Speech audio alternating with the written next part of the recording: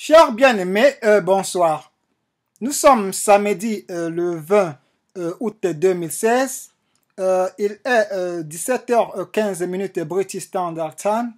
L'actualité de la semaine dans le monde et actualité en rapport avec ces événements apocalyptiques que le monde est en train de traverser en ce moment. Je vais commencer avec le cas de l'Éthiopie où cette semaine une pluie diluvienne a fait plus de 100 morts et laissant plus de 20 000 personnes sans abri.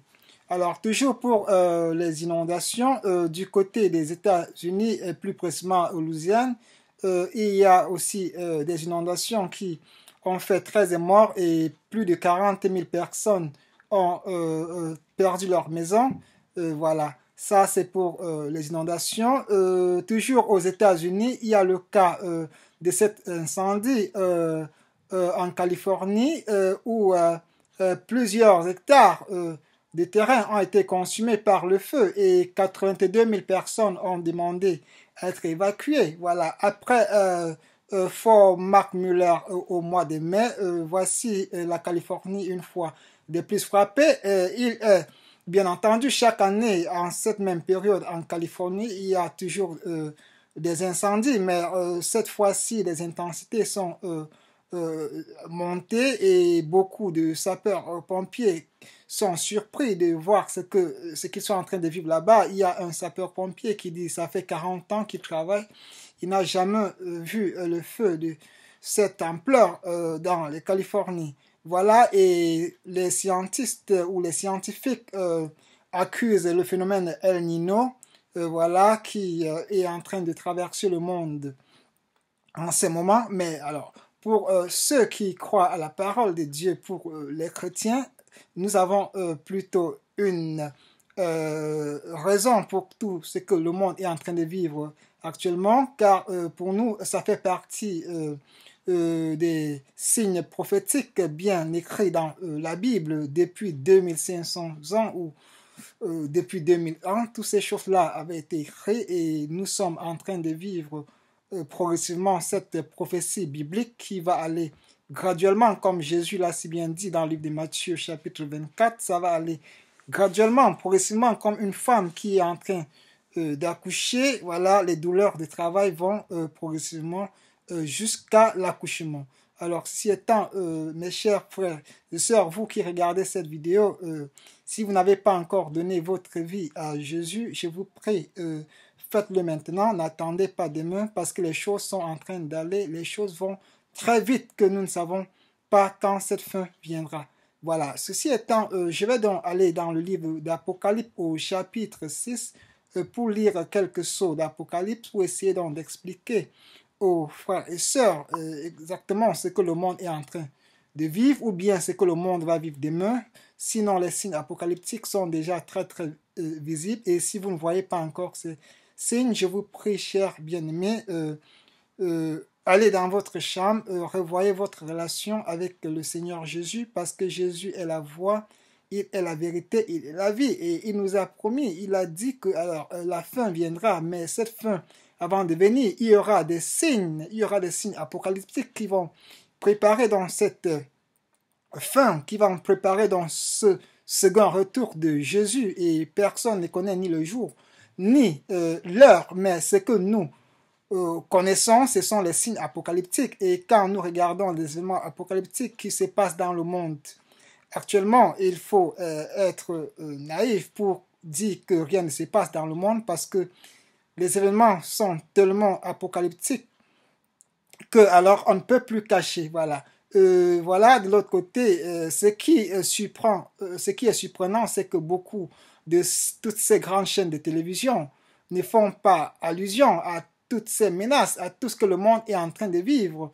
Voilà, et je vais donc demander aux chers frères et sœurs, arrêtez ces distractions. On nous distrait avec les éléments tels que les Jeux Olympiques. Voilà, après les Jeux Olympiques, ce sera les élections aux États-Unis. Ils vont créer autant de distractions et pendant que nous sommes distraits, le monde est en train de se brûler, le monde est en train de s'enfoncer, la fin est en train de venir et cette fin-là va surprendre beaucoup de personnes. Pourquoi? Parce que beaucoup aimant le monde, ont passé tout leur temps à suivre dans toutes ces distractions. Alors, notre message, c'est un message de sensibilisation, un message pour que ceux qui n'ont pas encore pris conscience prennent conscience que quelque chose est en train de se passer dans le monde, quelque chose de très grand est en train de venir.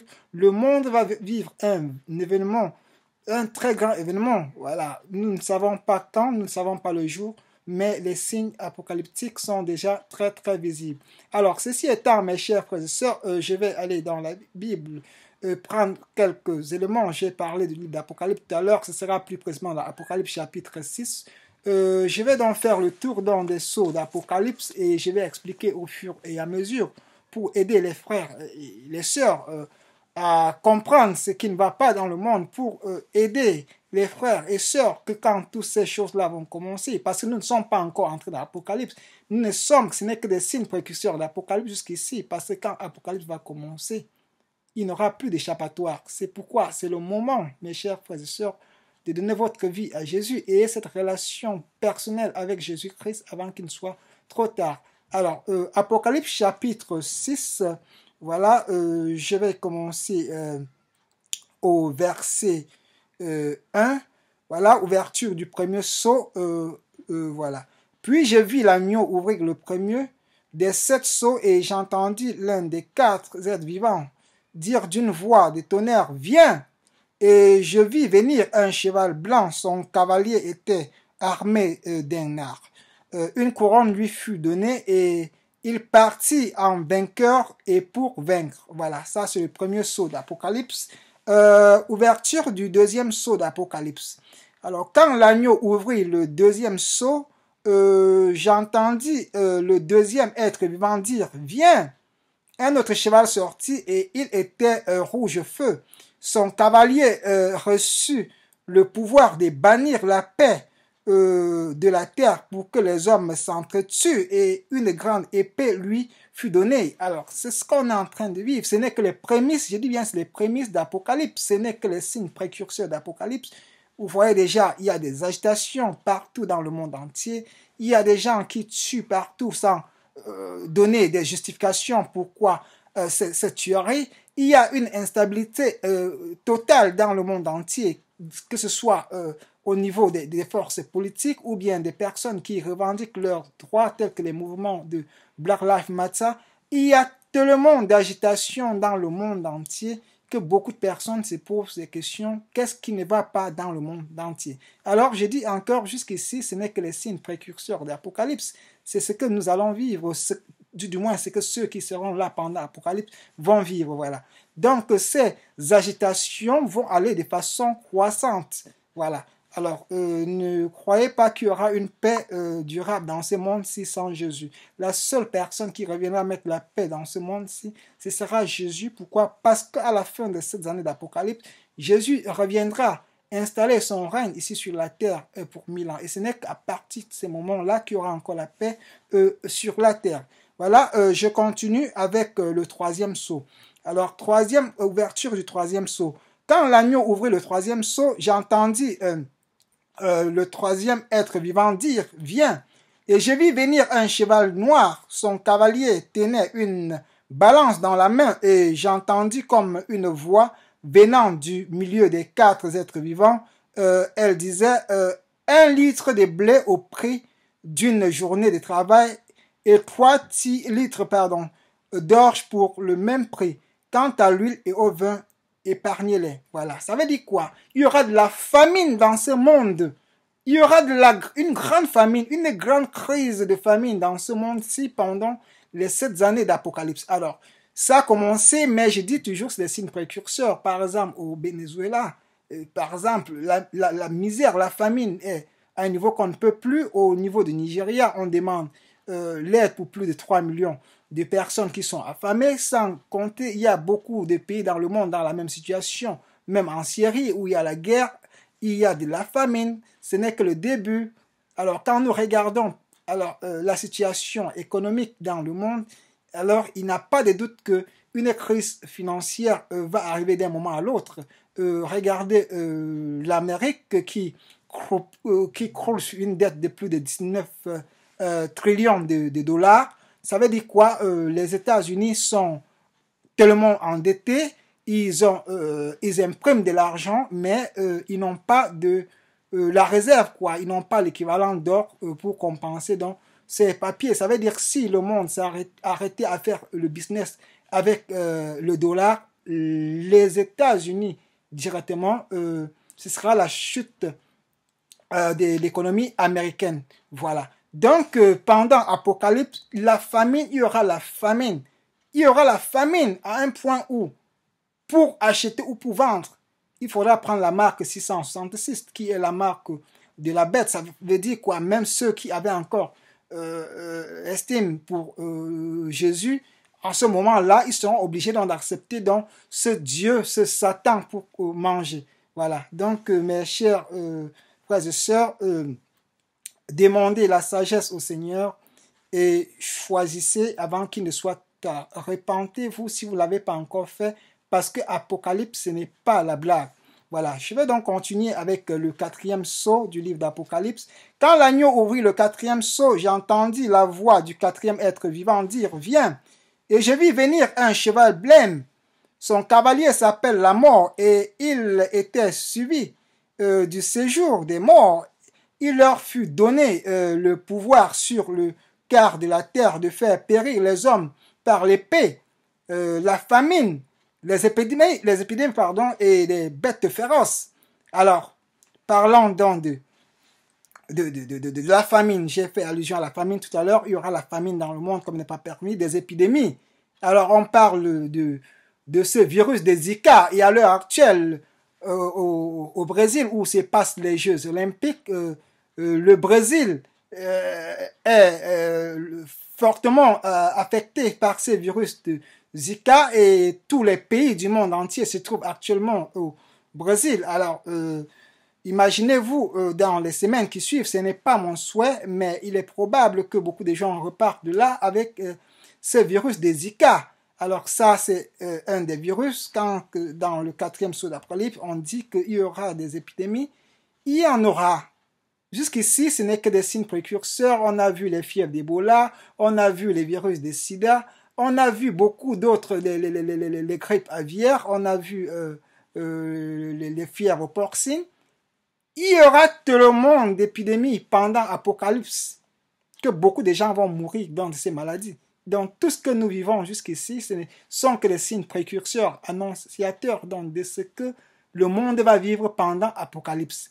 Voilà, je vais donc continuer avec le 5e sceau. 5e sceau, quand l'agneau ouvrit le 5e sceau, je vis sous l'autel les âmes de ceux qui avaient été égorgés à cause de leur fidélité à la parole de Dieu et du témoignage qu'ils avaient rendu. Ils s'écriaient d'une voix forte: Maître saint et véritable, jusqu'à quand tarderas-tu à juger les habitants de la terre et à leur demander compte de notre mort?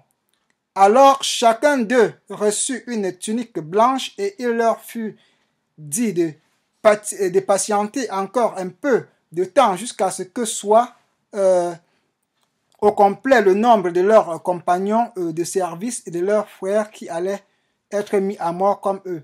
Voilà. Donc, qu'est-ce qui se passe? Donc, dans la vision apocalyptique de Jean, alors qu'est-ce que Jean voit? Il voit des gens qui sont au ciel, des gens qui avaient été égorgés. Comme on est en train d'égorger, il y a des chrétiens qu'on égorge partout dans le monde. Alors, quand on égorge ces chrétiens-là, l'homme du monde pense que ces chrétiens, ils sont morts. Oui, la chair est morte, mais l'esprit n'est pas mort. Cet esprit se trouve au ciel. Alors, ce sont ces esprits, c'est ceux-là qui ont été égorgés, qui disent jusqu'à quand? Parce que étant au ciel, ils voient comment il y a la méchanceté qui continue à dominer sur la terre et ils demandent au Seigneur jusqu'à quand? Et le Seigneur leur répond, alors jusqu'à ce que les autres frères qui sont encore persécutés soient récupérés. Ce n'est qu'après avoir donc récupéré donc tous les chrétiens que effectivement le Seigneur va commencer avec la fureur d'Apocalypse. Voilà. Donc, je vais donc continuer avec l'ouverture du 6e sceau. 6e sceau d'Apocalypse, voilà, c'est un sceau intéressant.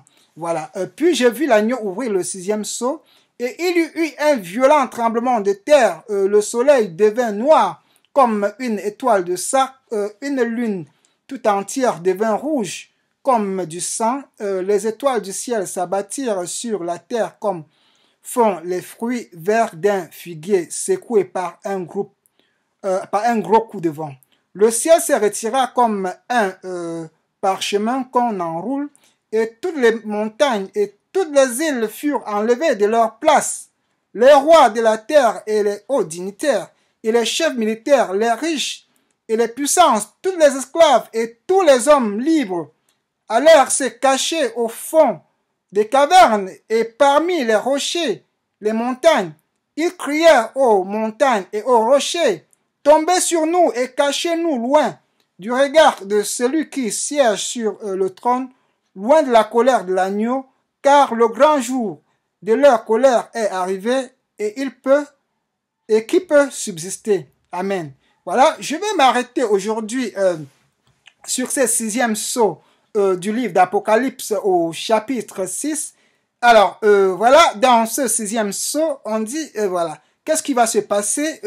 Alors, il y aura, le soleil deviendra noir comme une étoile de sac, la lune tout entière deviendra rouge comme du sang, les étoiles du ciel s'abattiront sur la terre. Voilà, donc il y aura des signes extraordinaires dans le ciel. Jésus l'a si bien dit dans le livre de Luc au chapitre 21, verset 25. Il y aura des signes extraordinaires dans le ciel au point où beaucoup de personnes vont mourir de la peur, ne comprenant pas ce qui est en train de se passer dans le monde entier.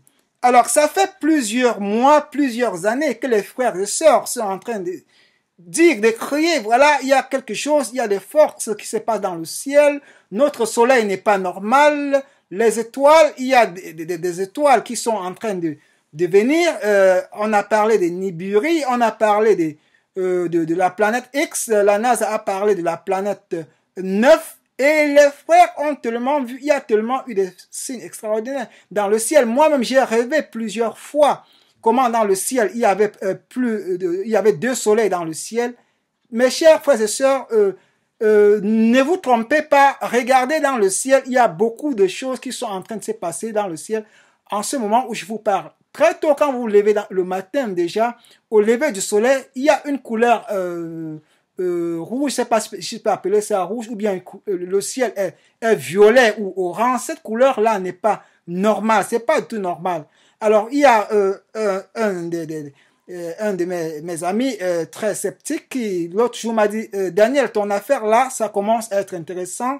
Il dit qu'il a vu 2 soleils dans le ciel, mais pour lui, il dit que ça ressemblait plutôt à une réflexion du soleil.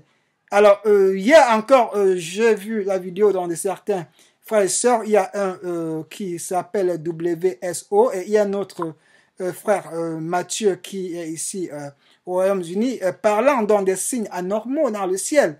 Alors, dans la vidéo de WSO, il parle, il dit que voilà, dans le ciel, il y a un soleil artificiel.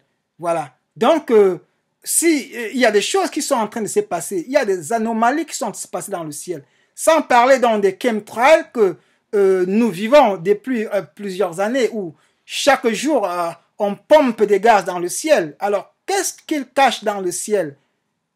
Est-ce qu'il s'agit de ces Nibiru, pardon, que les frères sont en train de parler, qui sont en train de cacher? Le temps seul nous le dira.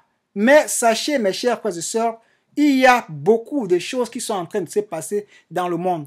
Alors, toutes ces inondations, tous ces feux de brousse, on va vous parler de El Nino, alors que dans la Bible, il est dit que pendant l'Apocalypse, un tiers de la forêt sera brûlée. Il y aura donc des tsunamis pendant l'Apocalypse. Pourquoi? Parce qu'il y aura des météores qui vont quitter du ciel et qui vont tomber. Donc, tout ce que nous vivons actuellement là, ce ne sont que des signes précurseurs, des prémices d'Apocalypse. Mes chers frères et sœurs, donnez votre vie à Jésus. Ce monde babylonien a un plan satanique. Ils ont un projet qui s'appelle projet Blobin.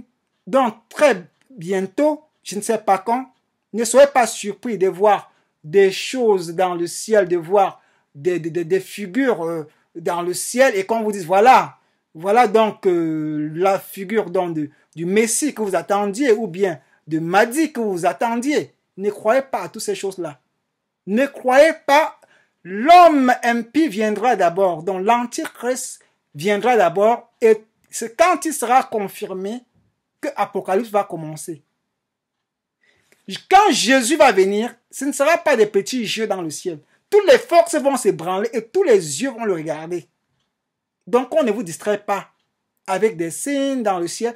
Tous ces signes-là, c'est des signes précurseurs. Et le conseil que nous pouvons vous donner, mes chers frères et sœurs, c'est soyez irréprochables à partir de maintenant. Et une relation personnelle avec Jésus-Christ. Ça va se brûler. Alors, ici, on parle de la guerre, des rumeurs de guerre. À l'heure où je vous parle, la tension des guerres est tellement élevée. Au niveau du Crimée, la Crimée, c'est cet archipel de l'Ukraine que la Russie a repris il y a de cela 2 ans. Donc, c'est cette petite île qui faisait partie de l'Ukraine et que la Russie a repris il y a de cela 2 ans. À l'heure où je vous parle, il y a plus de 40 000 soldats russes avec des armes blindées qui sont installés. Ils ont installé leurs missiles sol-air S-400 sur Crimée. Ça veut donc dire que dans le ciel criméen, aucun bombardier autre que le bombardier russe ne peut traverser ce ciel. N'importe quel bombardier qui essaie de traverser le ciel de Crimée sera détruit par l'armée russe. Alors, de l'autre côté, pour la première fois, je dis bien pour la première fois, la Russie a commencé à bombarder les positions des terroristes en Syrie à partir de l'Iran. L'Iran n'avait plus accordé son air, sa base aérienne, à aucune force extérieure depuis 1969. Voici pour la première fois, avec l'alliance qu'il y a entre la Russie et l'Iran, la Russie a commencé des bombardements à partir d'une base militaire en Iran. Alors, ceci facilite les bombardements russes en Syrie. Pourquoi? Parce que les avions qui parlent de l'Iran pour aller bombarder la Syrie peuvent porter plusieurs tonnes de bombes et à une distance très très courte. Donc, ça leur facilite plutôt la tâche.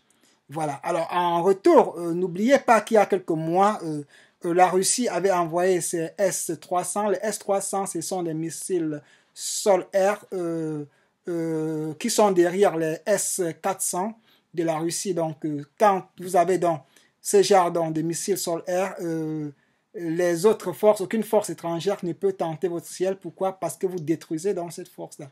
Voilà, ça c'est du côté de la Russie, alliance russo-Iran.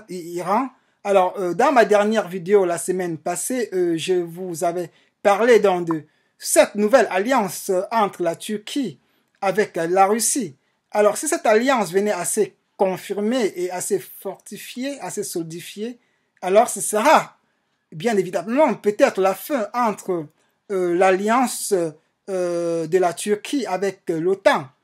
Alors, et parlant donc des bombardements de la Syrie, toujours cette semaine-ci, les bombardiers syriens ont bombardé les positions des Kurdes.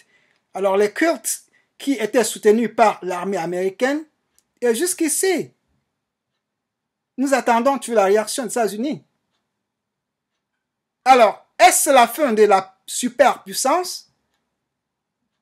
Avec cette montée en force, avec ces nouvelles alliances que constitue la Russie avec l'Iran, la Chine et d'autres forces qui sont anti-américaines, seul l'avenir nous le dira.